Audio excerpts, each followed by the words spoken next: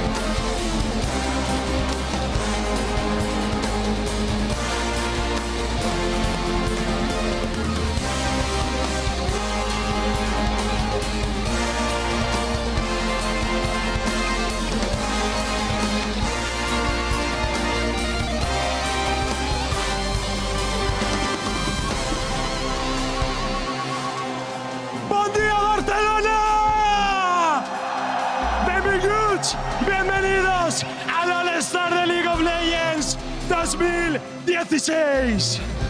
Hemos reunido a 30 de vuestros jugadores favoritos. Durante los próximos 4 días lucharán codo con codo para defender a sus regiones y demostrar quiénes son los mejores. Han llegado para incendiar la grieta del invocador, el equipo de All-Stars compuesto por la LCK de Corea, la LCS de Norteamérica y la GPL del sudeste asiático. Un fuerte aplauso para el equipo ¡Fuego!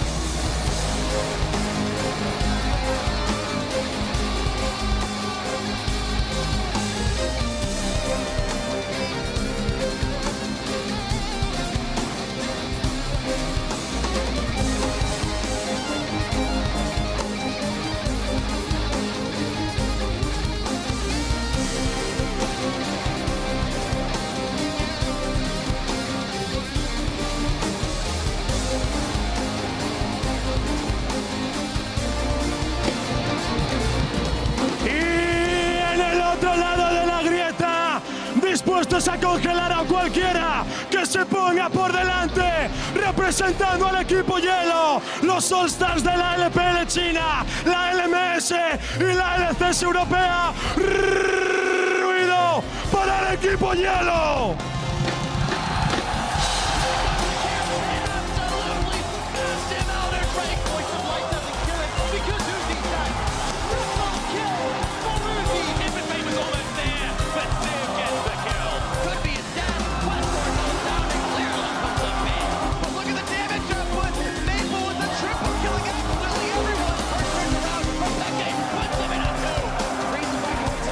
He's gonna be locked down. Double kill.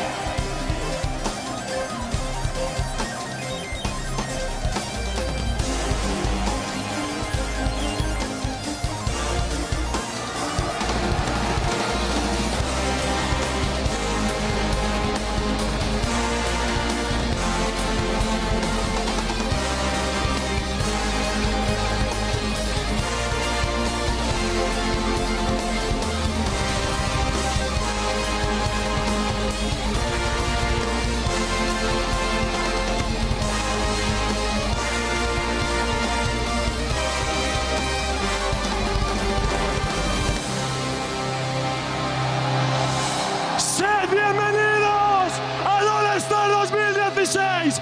¡Que comience la batalla!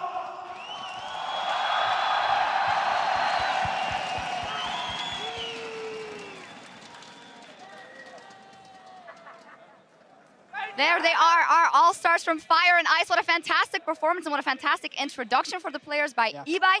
Bienvenido todo el mundo a Barcelona. Welcome everybody to Barcelona. Around the world, you answered the call. And now 30 of your favorite players have descended on Spain. Over the next 4 days, they will battle it out on Summoner's Rift and Howling Abyss to determine which All-Stars will rise above the rest as we get some sights of the beautiful city we are in, Barcelona, and the players have been preparing in. It is truly a wonderful city and a wonderful venue here at the Palau St. Jordi. Good evening. I'm Eefje Schok, joined on the analyst desk by James Stress O'Leary and Joshua Jat Leesman. Quite the intro there for the player. Ooh, you know, a great, exciting, fun intro, and it's going to be a fun week. This is the point of the year. Worlds is done. We're at the end of the season, so let's create some mayhem. Yeah, one way to make an entrance is just shooting fire into the stadium, and you can feel the heat of it all the way up here. I'm just looking forward to seeing the best players play on this patch for the first time, right? Like, we've seen IWCA, we've seen people in solo queue, but I don't think we've ever seen players at this level play on this patch yet, so that's what I'm excited for. Definitely so much to see, and we'll be covering everything from here, but we are not alone in that here in St. Jordi. Our international broadcast partners are also helping us out to bring the tournament around the globe in over 15 languages. There you see some of our colleagues from the LVP, and of course, as always, the team from Korea's OGN, bringing you all the action as well. Now, after a year full of amazing League of Legends moments, we have gathered here to celebrate. Superstars from 6 regions have been divided into 2 teams, Team Fire and Team Ice. First up in Team Fire, we have North American LCS, Korea's LCK, and Southeast Asia's GPL, specifically the Vietnamese All-Stars. And then in Team Ice, the European LCS, the League of Legends Master Series, and China's LPL. What are we thinking of the division here of teams? Is Fire notably stronger? Is it Ice? Rather convenient. The North American LCS got placed with the LCK again, tried to defend the Team Fire championship from last year. I like the chances of Team Fire if I'm just looking at that, because I feel like the NA All-Star team, just the players that got voted in, are actually pretty strong. But you never know with NA's chances coming to these international events, right? Yeah, oh, there we go. I have a quote from Mithy, actually, who said when he was taking a look at the teams, we're playing versus the NALCS, that is the LCK and European imports, but you call it NALCS? Fine. That's exactly what it is. Yeah. There's some pretty stacked lineups, but there's a lot of game modes and a lot to get before we determine a winner. And the winner of All-Star this year is going to be determined by who gets 1,000 points first. There are a total of 1,950 up for grabs, and they're going to be split all across the game modes. Yeah, so obviously there's a different point system for each game. The regional games that are the normal Summoner's Rift games are worth 100 points. The 1v1 actually has a pretty hefty amount of points as well that could actually all go to one team if, say, Team Fire or Team Ice dominated the 1v1, 250 for first place, all the way down to 50 points for third or fourth.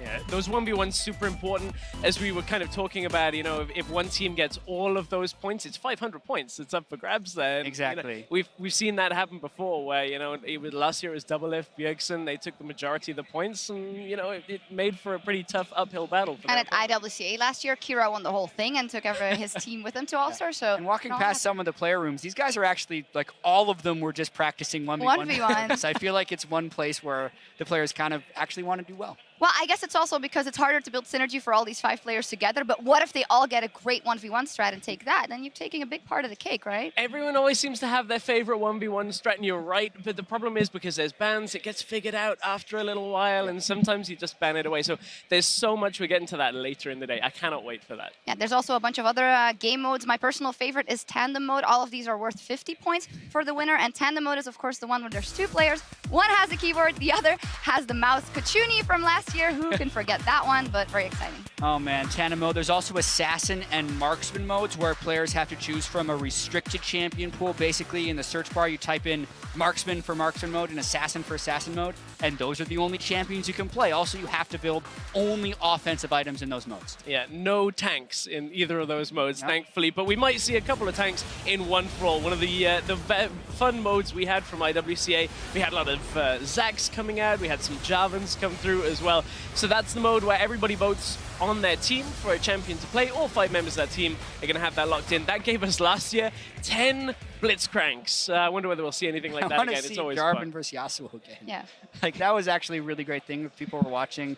IWCA, or just go back and watch the 1-for-all between Yasuo and Jarvan. Like, there's some really fun combinations you can see, especially when you have really good players playing that wacky game. Brazil versus Oceania, 5 Zax with a ZZ-Rot portal. That was fantastic. so funny and at the same time so frustrating, because we were talking to the Oceanic team and they said, oh, we'll just, escape. No one can catch Ezreal. 3 Zax come flying in. They Zac suddenly can catch hit. Ezreal. Yeah, when there's 3 of them all ulting as well. Craziness. I hope somebody's got something new as well that we're going to get We'll to see, but it is something we can see come out as we are here on patch 6.23 for the All-Stars Madness. That is preseason +1, and in IWCA we said, okay, Assassins, all these reworks, everything's gonna come out, and it was tanks. Surely with so many champions changed, we were looking at it, Assassins were going to be the name of the game on preseason, as you alluded to. A lot of people talking about the strength of Talon. We didn't see any of that. LeBlanc got banned, but it's all about the mastery changes, Jad. I mean, it makes tanks so strong. I feel like Courage of the Colossus just kind of snuck in under the radar with all these assassin changes and just kind of dominated the top lane meta. But in all honesty, the 6.23 patch here, there's a lot of stuff that's really OP. And I want to see how much of it gets exploited by these top players and how much of it is undiscovered or doesn't necessarily work on the pro game. Like Shyvana, for instance, if you're thinking in solo queue, crazy amazing jungler. But with the really good players, Lee Sin probably better than that. Ivern probably better than that. Like, there's so many things that I want to see if can kind of overtake the meta we saw at Worlds, and then we'll see in the fun games here. And as you alluded to from IWCA, that's teams that were kind of thrown together from their own regions as well. So now I want to see if, the likes of Korea's players are going to bring something that they've been playing that nobody else has really seen. One thing's kind of for certain, Nautilus, such a high priority in the top lane right now because of how stupidly broken with his W as well. Gets 53% of his max health as a shield. It's crazy. You just cannot kill him. Unkillable. Yeah. We'll see what happens. And of course, as you say, pro players, so they're definitely at a highest level, but they haven't had that much time to work together. So maybe they go for something that is better to execute. I know in the Assassins modes, for instance, you can pick Nocturne and Pantheon, and we saw that in the IWCA as well, coming out of the GPL, using that as a strategy. So it'll be interesting to see if they go strategy crafted or just have fun and, rely on our own prowess. Yeah, I mean, I feel like a lot of these players are going to be playing mostly to show off, and the really in-depth strategy isn't going to be there. And I think that's totally okay. I was talking to Doublelift on the way in. He hadn't necessarily researched like, oh, these are the best things for Assassin mode, and he hadn't gotten out his theory crafting. But he says he has been playing probably more than a lot of these other guys, because we have to remember we're pretty much in the off-season everywhere in the world. So the question is, how fresh will these guys be? Who has figured out the game the most at this point? And honestly, who's just going to have the most fun? Well, to that, we also saw yesterday EU was sightseeing a bit and going around the city. And then on the other hand, Bjergsen tweeted that they were practicing really hard. So team bonding, it is just as important as anything else. It's what we've learned. IWCA, we saw the SEA team. They've now played 2 tournaments. They're here for their 3rd as a team. I still think it's an uphill battle for them, but it's certainly, that team synergy might go a little bit of the way to help. All right, let's take a look at the schedule then, because we have a lot on our plate starting today. First up, the Battle of the Atlantic between the NALCS All-Stars and the Hopetown European LCS team. Then we have Marksman mode, Fire versus Ice, that is a mixed-up team. And then later we will kick off our first 7 matches in the 1v1 tournament. Closing out the day, the Korean All-Star squad will take on the representatives from the LMS. We are all the way at the beginning. I'm not going to ask for a Fire versus Ice prediction yet, but I will ask for the first match, which is the European All-Stars taking on the NA All-Stars. Give me your quick predictions. Well, one thing I'll say is this will decide once and for all who the best region is with North American River, as it always does. We can close the books on it. No, I mean, based on the votes, I feel like EU voted a lot for like the classic popularity. We have a couple people in there that were in the promotion tournament, whereas NA, I feel like, voted more of the true All-Star team. So I think those guys are pretty heavily favored. I unfortunately don't disagree on too much of that at all. I mean, it's been a while since we've seen Peke in mid lane. I'm not doubting him at all, but when you compare him to the NA lineup, where you're like, okay, All-Star, top tier, All-Star, every single role. It's tough for us, but I think we can still do it. In NA's favor, I would say. I think They've been in our favor They before. are the favorite. That does not make me very confident. Well, we'll see. But before we send it over to our fairly balanced, not at all biased casting crew, Doublelift tells us what the NA versus EU rivalry means to him. I've been to All-Stars 4 times, and all 4 times NA versus EU is like the most hype and the most like talked about match, because there's always like the NA greater than EU greater than NA like meme. And All-Stars is just like a really hilarious way to show it. Especially like, I guess I have a history with it because my first time I was playing in All-Stars, it was the very first one, and I got a penta against EU, which felt like really good. And ever since then, it's just been like a pretty big grudge match. NA players always like trash talk EU players and the other way around, so I really want to smash them. We'll find out if Doublelift can smash the European All-Stars or whether he will get smashed.